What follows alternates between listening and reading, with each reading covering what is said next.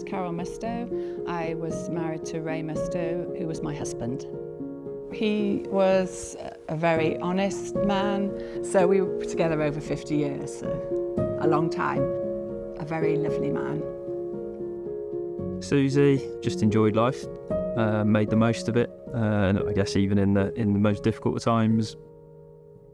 My dad's personality was just full of life, full of fun, and just had so much love to give to everybody. My lifetime partner was Brian Butcher. My whole life has been wonderful with him. Couldn't be described as anything better than that. So my dad had a real sort of zest for life. He'd get stuck into anything. I think both my brother and I would say he was probably our best friend in many ways. Mum was very eccentric, life and soul of the party really. She had a real energy to sort of communicate with everyone really.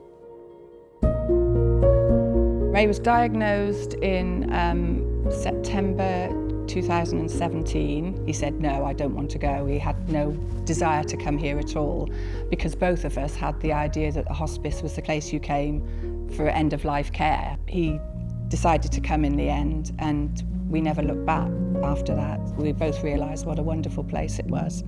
So the diagnosis came not long after we got married. He phoned me up and said, there's something I need to tell you. And they told me at that point that she'd got bowel cancer and they believe it's spread to other parts as well, her liver. So when Susie was here, she fought really hard for everything she wanted to do. Her son's prom, she made sure she got to the prom even though she was really poorly. Whatever a patient wants to do, we try and make that achievable for them. Hi, how are you? How are you? Aww. Nice to see you. And you? How you keeping? Yeah, I'm good. You? Dad was diagnosed while I was in hospital having my little boy, so from that moment he literally spent nearly every day with us as much as he could. The day after that he was admitted, I asked his dance teachers to come and do a little performance for him. He absolutely loved dancing. That was one of the biggest passions in his life. It was nice that they could come in and perform for him. He loved it, he really did. It did make him sad, but it also brought him a lot of joy, so it was worth it. He was diagnosed with Parkinson's in 2017, so I brought him, he was in a wheelchair, so I bring him every week. They were so good to us both. Of course, I was asked by different ones, new people that didn't know. I said, I haven't got a wife. I said, he's my partner. So, but that sort of broke the ice on our relationship because we never ever owned up before, really, because it couldn't be done in years gone by. I've had nothing but wonderful support from everybody.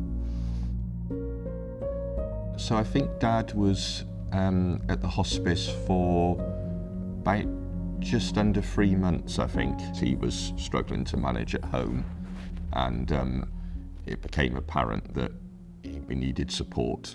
My perspective, I was, say, 18, so it was a bit of a whirlwind at the time. My mum spent a period of time, I think she was here about 6 weeks, and then was able to go home and manage at home. Again, her illness deteriorated and she came back and yeah, she passed away then in the August.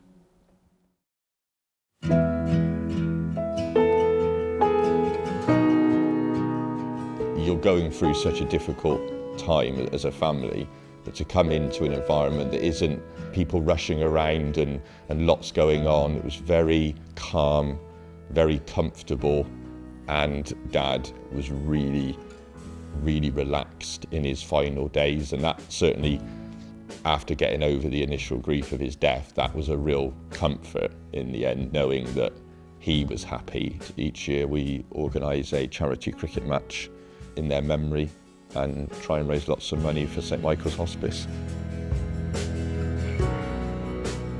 Even after Dad passed away, the staff stayed with us. You know, I'm still speaking to one of the counsellors regularly. She's fab. It's really important that people donate and we can raise money because I've never experienced anything like this. I can't emphasise enough the support that the hospice have given me. Brian died in 2021, which was awful as it happened. We had a little service in the chapel here, and some of the carers came, and she gave me this little heart, which is from the Mount of Olives, and that's been in my pocket every day since. Seems a silly thing to say, probably, but it really is a comforter. I thought I want to come back to the hospice and volunteer.